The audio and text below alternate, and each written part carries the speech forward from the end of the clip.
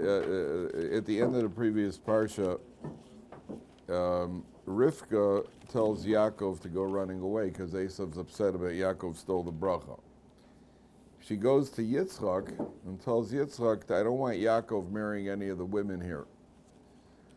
So Yitzchak tells Yaakov he should go away in order to find a wife in Haran. It's an interesting that it seems to be that Rivka is still trying to perpetrate a deception. In other words, if she tells Yaakov run away because Esau wants to kill you, and Esau finds us, Esau's just going to chase him. When she tells Yitzchak to tell Yaakov he should go get a wife, so Esau is going to go, well, go get a wife and I'll come back, so I'll wait till he comes back to kill him. So it seems like that Yaakov is he's running for his life to get away from Esau, but Esau isn't aware that that's why he's running. Esau thinks, because Esau's plan to kill Yaakov was not something he announced in public. That's only something Rivka knew from Ruach HaKodesh, that he wants to kill Yaakov. So Yaakov is running for his life. Esau thinks he's running for a wife. And then he comes back, he's going to come back. But Yaakov now is leaving. Vayeitzei Yaakov mi Beersheva vayelech Haran, page 144. Yaakov leaves Beersheva, vayelech Haran, he heads in the direction of Haran. Now, the Mefarshim say, first of all, Yaakov, number one, he goes off to a place called Haran, where Lavan is living. But the word charon af in Hebrew means anger. Charon af means wrath or anger. So the Mefarshim say, Vayeitzei Yaakov mi Beersheva, he leaves Beersheva, vayelech Harana, Esau's anger dissipates. Vayelech Harana, it alludes to Esau's anger. Esau's charon af, his wrath dissipates because Yaakov leaves. Sometimes when a person, it says that by Achashverosh, when he gets upset with Haman, it stays upedei Haman chafu. And the Mefarshim say upedei Haman chafu. What does it mean that his face dropped? The Mefarshim say they covered over his face.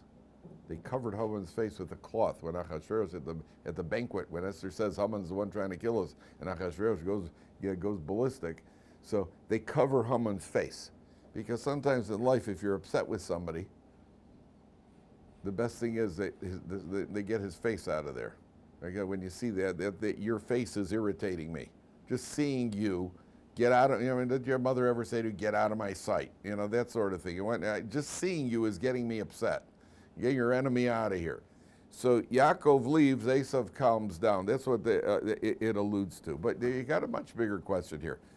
Because it says that Yaakov is going to get 22 years that Yaakov is going to be away from his parents, and because he failed to honor his parents for 22 years, that's why Yosef is going to leave Yaakov for 22 years. Yosef's going to disappear for 22 years. He's sold by the brothers when he's 17, and the reunion only takes place when he's 39. And that's a punishment to Yaakov Avinu. You were away from your parents for 22 years.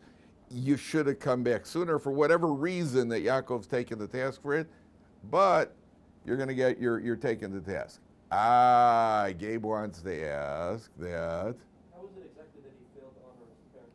So that's a good question. According to the guy, he should have maybe come back, because when you're away from home, you can't honor your parents. You're away from home. You were away for 22 years. You took yourself out of the situation, so your son is going to be away. That's the punishment for Yaakov Avinu. Why exactly you're punished? He had to run for his life and so on and so forth. You should have figured out a way to get back home earlier or whatever the case. The problem is that he wasn't away for 22 years. He was away for 36 years. Because on his way out, he stopped in the Beis Medrash, and he learned for 14 years in Beis Medrash Shem Ve'ever. He went to the Beis Medrash. Before they say tongue-in-cheek, he was hiding in the Beis Medrash, because that's the last place Esau is going to go looking for somebody. Esau ain't going to go into Beis Medrash. So he was hiding for 14 years. Not only that, he didn't lie down in a bed for 14 years. Took a stender nap. Ever see guys in the Beis Medrash collapse on put their head down on a stender? So you ever seen that? Guys sleep on a stender. I know some guy. I know guys who could do it for about. My brother could sleep on a stender for about an hour and a half. He used to put his head down, sleep an hour and a half. My record on a stender, I think once I got up to 20 minutes. I couldn't take a good stender nap. I'm good, but much better sleeping in a bed. But some guys could go down on a stender and they could sleep like there's no tomorrow. So the Yaakov goes for 14 years. Yet those 14 years aren't held against him. Those 14 years in Yeshiva, he was on the 14-year program. Hold on questions for a few minutes, at least. I'll get the questions. He was on the 14-year program. So Yaakov goes for 14 years. On the way out, he stops off a Detour for 14 years, then he goes off. So the question is, why is he allowed to do that? His mother sent, go get a wife. And he stops off, takes 14 years in the base medrash, and then he continues, and he's not held accountable for that. Why were you allowed to do that? Why is Yaakov allowed to do that?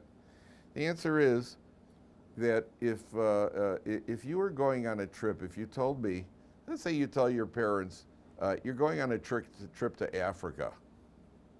You're going on a trip to Africa. It would be understood that on your trip to Africa, what are you going to do before you? My parents once took a vacation to Africa. What did they do before they went to Africa? A lot of them. All sorts of shots against malaria, cholera. Every day you name it, they took a shot. Personally, anywhere I got to go where I got to take shots to go there, I'd rather not go. The only shots I'd like to take is on a basketball court. I'm not interested in taking shots to go on vacation. That's not a vacation for me. Took a shot. I just got a flu shot the other day. That's a shot because I had to take it, not because I wanted to take it. I'm not interested in going somewhere. Oh, by the way, just in case you get malaria, we're going to give you a shot. That's not a vacation for me. So, but it's understood that if you're going to Africa, you're going to get shots before you go. Yaakov Avinu is leaving to go off to live with Lavan. What does he need in order to survive with a Lavan, with these people? He needs an inoculation. He needs to get a booster before he goes. He needs a tetanus shot. So what's his tetanus shot? To load up on Torah, 14 years of Torah, but even more than that. The numerical value of Torah is 14 is what? It's a Yud Daled, spells what? Yad. Now turn back for a second, gentlemen. Turn back for a second to the bracha that Yitzchak gives Yaakov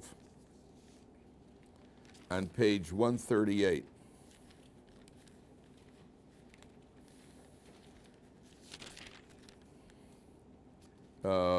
Sorry, page 136.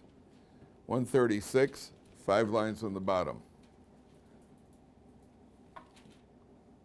So Vayigash, 6 lines from the bottom. Vayigash Yaakov el Yitzchak aviv vayimushel. Yaakov approaches Yitzchak and Yitzchak touches him. Vayomer hakol kol Yaakov. The voice is the voice of Yaakov. Vayadayim idei Esau. The hands are the hands of Esau. The Gemara says we learn from here when the voice of Torah, when we're learning Torah, Esau's hands are weak. When we neglect Torah study, Esau's hands become strong. So what does Yaakov need to do? What is it he's worried about? He's worried about the yad of Esau, the hand of Esau. So what does he do? He goes for 14 years of Torah learning, which is the numerical value of yad, to counteract the yad of Esau. The fist of Esau, Yaakov. You like that, huh? The yad of Yaakov is going to counteract the yad of Esau. That's the what do you call it? That's first of all. Now, Yaakov is running. Vayivka b'makom vayolan sham kivo hashemesh.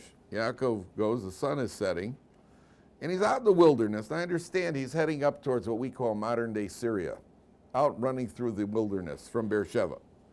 Vayivka b'makom vayolan sham kivo hashemesh. Vayikach me'avnei hamakom. Where is this makom that he happened to hit? Har Moriah, the Temple Mount. And the stones that he's taking, according to the Medrash, are stones that were used to build the altar when his father Yitzchak was sacrificed. Doesn't all that Yaakov's running and hey, an altar, right? And these happen to be the stones that he took, and then according to one opinion, he took 12 stones, which obviously is a symbol of the Shvatim, the tribes that Yaakov is going to have. Vayasem merasho, so if he puts the stones around his head, vayishkav b'makom ahu. He lies down in that place. Now, over here we got a problem. And let's take a look. You see, take a look at Rashi. Takes these stones and he puts them around his head. Rashi is, the right column of Rashi, 3 lines from the bottom. Vayasem mirash Osov. See that? Everybody see? If you see it, please show the person, show the person next to you. Vayasem mirash Osov. Asan kimin marzev saviv l'rosho. He made them like a wall around his head. Shiyore mipnei chayos ros. He was afraid of wild animals. So he made for protection. He put the stones around his head. Anybody bothered by that? What do you say? What about the rest of the body? Yeah, what about the rest of the body? Yeah, you know, you're out in the wilderness, you put stones around your head. I mean, you're talking about leopards and hyenas. You know, leopards are, you know, they also like this. They don't just go for dark meat. They like white meat too.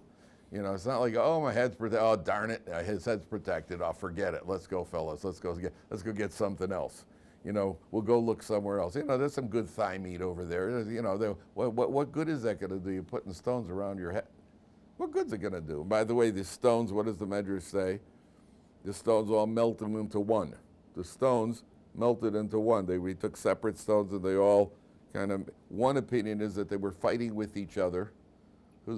Which one of us is the tzaddik going to put his head on? So the stones all became united. There's another opinion that Hashem's presence was there. They just kind of dissolved from Hashem. They were in awe. They just kind of, they welded into one stone. Whatever the case is, what is putting stones around your head going to help you? What's it going to help you?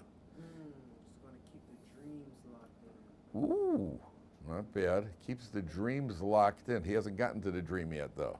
You know, don't want to let those dreams escape. You know, put the pillow around your head tight so your dreams don't run away. No.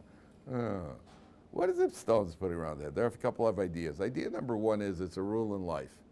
The fact of the matter is that effort in general doesn't help us. Our efforts don't help. We have to make effort because that's a decree. From the time that Adam sinned, God said, "B'zeyas apecha tochal lechem." You're going to eat bread by the sweat of your brow. Do you really think that you doing it has any help? God can't give it to you without you doing it? We have an obligation to make whatever effort we could make in all areas of life to maintain our well-being, to make parnasa. We have to make every effort. You're out in the wilderness. Listen, what happens when a ground ball is coming at you? What's the first thing you do when a ground ball comes toward you? A hard grounder comes toward you. So you go like this. Where do you put your hands? Right up by your face. You protect yourself in front of your, if something's coming at you, go like this, right? That's the first thing you do. The first thing I want to do is protect my head. When a person is in a situation, you look out, you put your hands down over your head. You don't go like this, you go like this. It's instinctive. Yaakov, you got limited amount of stones. There is one measure that's been put around them completely, but things could get over. It's a form of hishtadlus. It's a form of hishtadlus, a form of making an effort. I'll make as much effort as I can, let HaKadosh Baruch Hu take care of the rest, because anyway I'm in his hands. But the fact that we're in his hands doesn't mean we can do nothing. Do as much as you could possibly do. That was Noach and the Teva. Remember we said the animals can't possibly fit in, but Noach builds a Teva, do as much as humanly possible, and let HaKadosh Baruch Hu take care of the rest. Sometimes maybe the animals from a distance, they see the stone so they don't see the body. It's only if they get up close that they'll see the body, or whatever the case is. But it's a form, A, it's a form of hishtadlus. B, Yaakov goes to sleep. Now let's put this in the proper perspective. He was in Yeshiva for 14 years, and he didn't lay down. And now he's on the run for his life, and he stretches himself. Now, have you ever been pumped by adrenaline? You know, when you're pumped up by adrenaline, it's hard to sleep. If you really got the adrenaline, it's very hard to sleep when you're pumped up. I think the easiest it's ever been for me to stay up all night. When do you think it's easiest it's been for you to stay up all night? When you drink. What? When you drink a lot. You stay up for a while, but then you crash. That's the easiest. Huh? Hoshana Rabbah, I wish. When you're excited for tomorrow. What's that? When you're excited for tomorrow. The easiest it was ever for me to stay up was when I was playing cards. An all-night poker game. Never even yawned. Shavuos night, The whole night. Yeah, sure. Not only that, as soon as I open up a Gemara in the morning, you open up a Gemara, right, you yawn. When you go in, when there's a big piece of schnitzel in front of you, no yawning. Right? When you walk into an ice cream parlor, nobody yawns. Ever see anybody yawn in an ice cream parlor? Nobody yawns in an ice cream. Wow, look at that! Wow, look at that whipped cream over here. It's sprinkling nuts on there too. No, nobody yawns. And when do you yawn? As soon as you get to class, you yawn. That's when you. Why? Because tiredness has to do with stimulation. Yaakov's running for his life. Okay. He relaxes. You would think that the adrenaline is cooking. I'm going to lie down over here.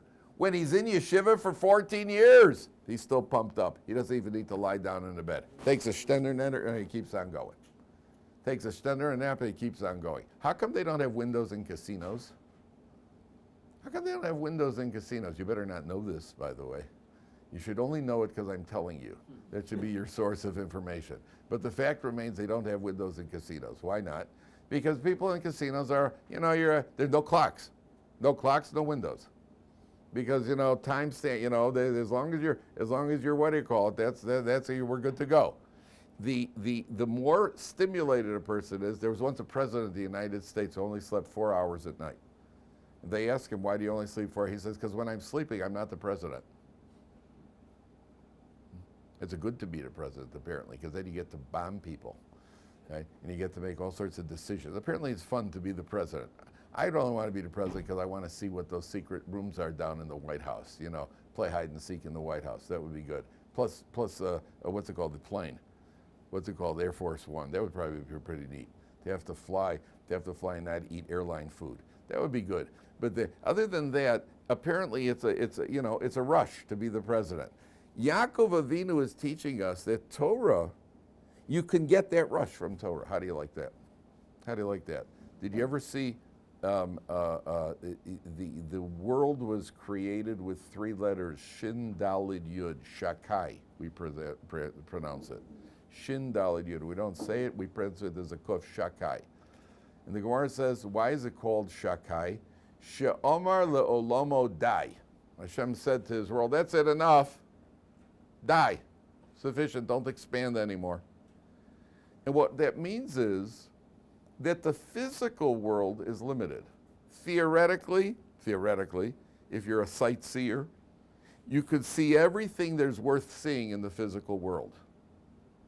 You could see everything worth anything that you'd like to see in the physical world you could see, which is obviously the Cubs, the Bulls, the Blackhawks, the Bears, and the White Sox losing. That's all you want to see in the physical world. Some people like Niagara Falls and Lake Victoria and Echvei Zigora. But at the end of the day, it's limited.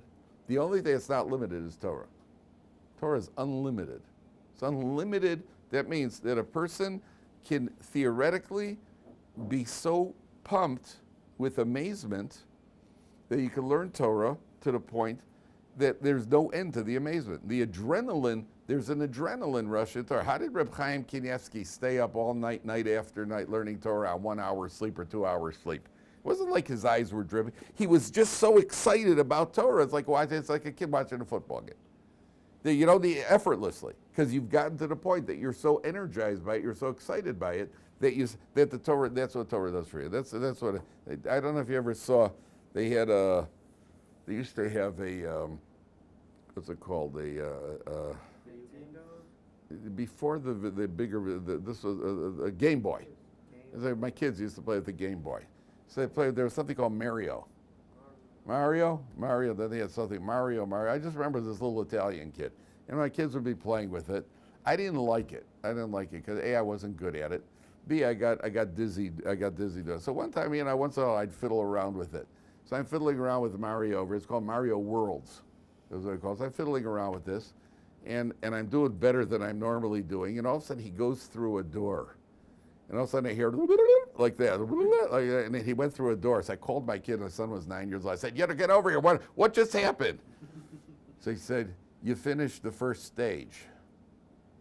I said, that's it. How many stages are there? He said, 15. I said, oh my goodness, how am I ever gonna, then this 9-year-old, he looks at me and goes, Daddy, is that the first time you ever finished the first stage? I never touched it again. There's just so much a man could take, you know. And the kids are like this. But I remember it was worlds. He started here, then he's underwater, then he's in outer space or something, he's in a zoo, a million and one different things. When you learn Torah, it's the same thing. Didn't it ever happen to you? You're learning Gemara. Today it happened. You're learning the Gemara, and then the next thing you know, you hear like a tosos, and you just go, oh. And then you hear another, and they go, oh. And there's another level, and another level, and another level. That's the adrenaline that a person can get from Torah. Now, more than that. Rabbi, I have a small question. Yes. Rabbi said beforehand that 22 years Yaakov got a punishment because he didn't do kibbutz avayim. Right. The Gemara says that. The Gemara says that. I Yeah. didn't understand it so much because Yaakov went 22 years, 26 years because his father told him. Correct. That's what we said. That's right. To keep it out of it. You said that when he finishes, when he saw Torah coming back, okay, then it's So 20 years, maybe 10 years, 12 years, not 22 years. Good. I don't have an That's answer. over. I don't have an answer for that. That's what the Gemara says. The Gemara says that he got 22 years, that he got 22. I don't know why. That's what I said earlier. I'm not sure exactly why, what was he at fault for, but that's what the Gemara says. There's some sort of fault here. That's what the Gemara says. Okay.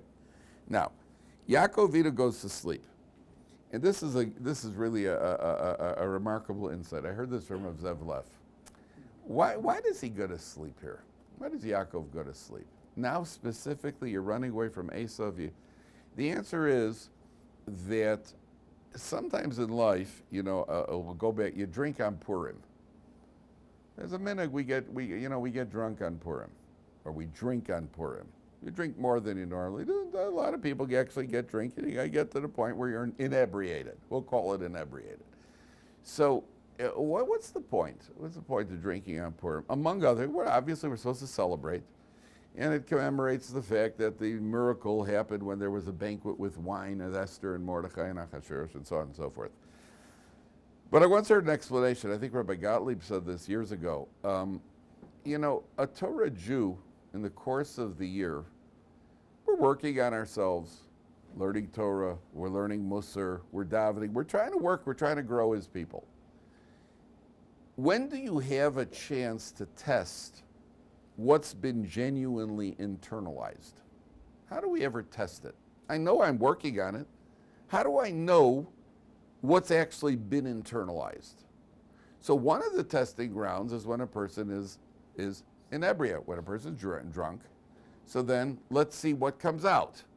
So if a person is drinking on Purim and after he gets to the point where he's losing a little bit of mind control, or his subconscious comes out, and all he's doing is talking about how much he wants to do Torah and mitzvahs, so apparently he's absorbed it. If a person gets drunk on Purim, and all he's talking about is money, so apparently he still hasn't gotten past that, or he's talking about other things, it's a way of gauging what's been absorbed in the course of the year. If people get drunk all the time, obviously it's not going to work. But for somebody who only gets drunk on Purim, so it loosens up, releases a little bit of that subconscious. We get to see a little bit where we're holding in life. So what did you do, Alicia? What gesture did you make when I asked you when else do we get to see it? You didn't live like this, right? Because when a person's sleeping, what you dream about is often a reflection of what's going on in your subconscious. Yaakov Avinu was just at 14 years in Yeshiva. Now he wants to see, what do I really want in life? What have I absorbed in my 14 years of Yeshiva? Time to go to sleep. So Yaakov goes to sleep, and now we're going to see what I've really absorbed. And what does Yaakov dream about? Vayachalam v'nei sulam mutzav artza v'rosha magiash. He has a dream, there's a ladder. And the ladder reaches the heavens. V'nei malachei elokim olim v'yordim, though. The angels are going up and down the ladder. So Yaakov Avinu, who's on the run, he has a spiritual dream. Yaakov Avinu has a dream of Ruchnius. Now, the ladder is one of the most discussed. This is one of the most discussed ideas in the entire Torah. The commentaries all weigh in on what this ladder is and what's going on here. Okay, so we're going to have to spend a little bit of time on it. The first thing is that where is it? Okay, here we go. The first thing is there's a ladder of growth. It's a sula mutzav arza, the feet are on the ground, virosha magia shemaima, the head of the ladder reaches the heavens. Rule number 1, in spiritual growth, keep your feet on the ground. No matter how much we grow as Torah Jews and how spiritual we become, keep your feet firmly planted on the ground. We're realistic people. We live in this world. We want to grow as much as we do. We're not going to become flower children and also, ooh, my name is Rainbow, and here that's not what we do. We are very, very normal. Keep ourselves firmly with our feet on the ground while we strive to reach the heavens. We're not going to go off and strive and reach the heavens and detach ourselves and go off into orbit. That's why we're not, number 1. Number 2, it says there are angels going up and there are angels coming down. Malachei Elokim olim v'yordim go. Now listen carefully to what I tell you. Judaism is a process of 3 steps forward and 2 steps back. There are going to be days where we grow, and there are going to be days when we have setbacks. Nobody just goes straight up without any setbacks. You climb up and you drop a little bit. Today I daven well, tomorrow I'll daven well, the next day it's as if my davening is dry as a bone. I'm not even in shul. I'm saying the words and I'm a miles away. Oh, does that mean that I'm failing? No, it means that I'm growing, and it's the normal process of growth. It's 2 steps forward. I'm working on not getting angry, and I'm not getting angry. For a week I didn't get angry, and then I snapped at somebody. Does that mean that I've lost? No, that means I'm working on it, and that's the natural process. The natural process is 3 steps forward and 2 steps back. 3 steps forward, 2 steps back, and then a person continually grows. And it's like that with everything. It's like that with davening. It's like that with Torah study. It's like with character development. It's like that in every area. My ego is out of control. Well, for 2 weeks, my ego has been under control. Then for 1 week, I had a bad ego week. That's okay, because I used to have 3 bad ego weeks in a row. Then you're moving it back and forth. There's a shifting. The scale is shifting constantly. And that's the nature of it. And if a person gets down in Yiddishkeit, because you're not doing as well as you want to, that also is the Yetzer Hara. That's the Yetzer Hara. That's the evil inclination is working on you. Like, oh, I'm never going to grow. I'm never going to get better. That itself is something you have to know. Be mature about it. Listen, none of us are perfect. None of us are perfect, and we're certainly not perfect all the time. And even when we're growing, we're going to have setbacks. There are going to be setbacks. We're not going to be a 10 all the time. It doesn't work that way. That's the reality of it. A person has to not get upset. You should know also, by the way, do you know that the Baalei Musar, there's a concept of Yemei Ahava and Yemei Sina. You ever heard that idea? Yemei Ahava means literally days of love, and Yemei Sina literally means days of hate. And what it means is there are certain days where you just feel, wow, davening was good, learning was great. My interpersonal relationships is, I've just been a tzaddik all day, smiling at people, I'm being nice to everybody. And there are certain days where I don't feel like getting out of bed. I certainly don't feel like davening. I'll push myself. I'm not really interested. I'm not interested in having anybody invade my space right now. I want my Dalet Amas. Don't bother me. And everything is everything is a drag. The whole religion's a drag. You should know that that's when we grow. That means like this. There are certain days where everything is smooth. That means that what they compare it to is parents teaching a 2-year-old, a baby to walk. You ever watch parents, they hold the baby and the baby takes steps, waddle, waddle, he takes steps. Then the parents let go. The baby takes 3 steps and falls flat on his face. And then everybody in the room goes, yay! Poor baby's wondering, why are they clapping? I just fell. Everybody goes, yay! Look at it, yay! Poor, if the babies could talk, what the babies say, what's wrong with you sadists? I just fell. What happened to you? Right? Okay, what happened? Now, let me ask you a question. When did he progress more? When you were holding his hands or when you let go? When you let go. He had to learn to do it on his own. HaKadosh Baruch Hu, sometimes he holds our hand. That's when it feels good. Sometimes the Kodesh Baruch Hu says, okay, let's see you do. Let's see what they compare it to is where there's a faucet. And the faucet is where we're being connected to, Hashem is connected to us, the divine assistance is connected to us through a faucet. And sometimes it's turned on full blast. And sometimes Hashem says, look, I'm turning off the flow for a little bit. Let's see how you do on your own. And it doesn't feel so good. But those are the times when we really strengthen ourselves. When you put more weight on the bar, that's when you're building muscle.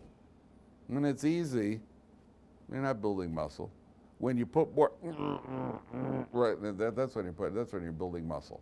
And sometimes the Kodesh Baruch Hu says, you've earned the privilege, you've earned the right to build muscle, so don't get depressed by it.